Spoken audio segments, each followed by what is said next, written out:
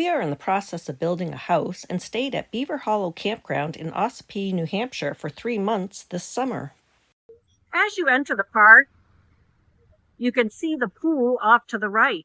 There is some highway noise at the front.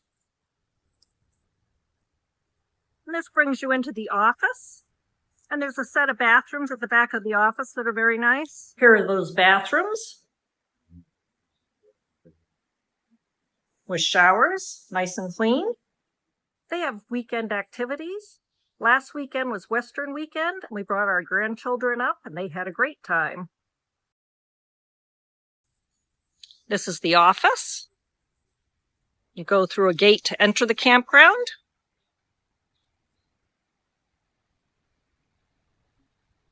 This is the front half of the campground. There are a lot of seasonals at this campground, and we stayed for 3 months and we're almost a seasonal camper. They do have some open spaces, especially along the front here. One of the weekend activities they offer is a barrel ride. You can see tetherball in the background. Here are the many seasonal campers.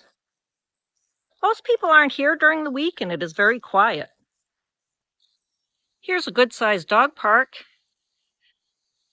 with a playground next to it. Here's a set of bathrooms on this side. They also do some hay rides. This is the activity pavilion. A newer swing set and the pool in the background. It's a good-sized pool. Pretty quiet during the week, gets a little busy on the weekends. The grandkids love the slide. These are the sites next to the pool. They get filled often with overnight campers. Here is a basketball court, volleyball court that's not used. And behind the fence is some horseshoes that are in desperate need of repair. We are located at the back half of the campground. It also has a lot of seasonals and is very quiet during the week. There are a few open spaces for overnight camping or weekly camping. Here's a volleyball net. Out behind the volleyball net is a nice trail for walking your dog. Here's the trail. It's not real long, but it is nice. The trail comes out at an RC track that is new this year.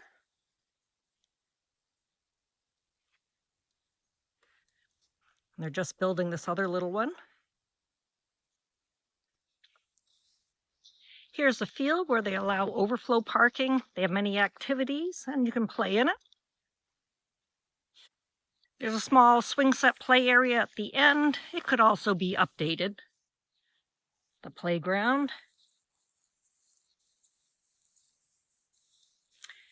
Back at the corner here, the trail continues, makes about a half-mile loop. There's the trail continuing. Down on the side here, there's a group camping area and some primitive tenting areas.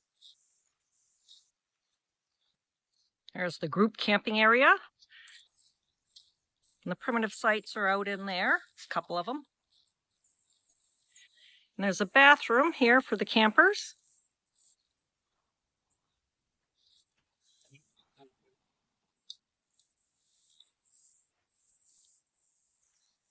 Some open spaces back here for overnight or weekly camping.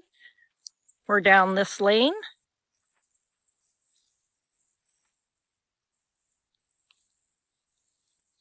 This is a rental camper.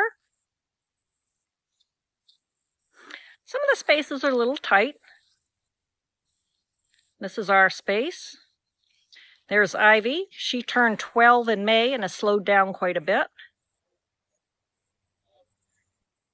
The campground offers spring flings and fall flings and takes Passport America, which are some very economical options for staying. The staff is very friendly and helpful, and we really enjoyed our stay. We are heading to California to meet our new twin granddaughters. In preparation for our trip, we got new tires and rims. We have a 2020 Coachman Sports Coach, and our tires were dated for 2018. On RV tires, after they're 10 years old, you need to replace them even if the tread is still good. We were going on a long trip, so we replaced them a little early. At the same time, we switched over to aluminum rims.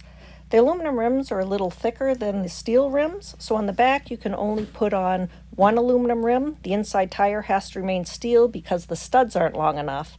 Even with just the one aluminum rim, our caps for the lug nuts wouldn't screw on, and we had to use press-ons. Hopefully we don't lose any. We also changed all the batteries.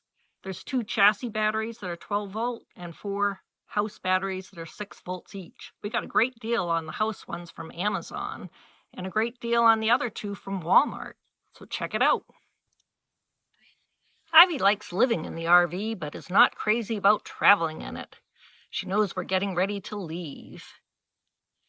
Well, that's it for this post. See you next time.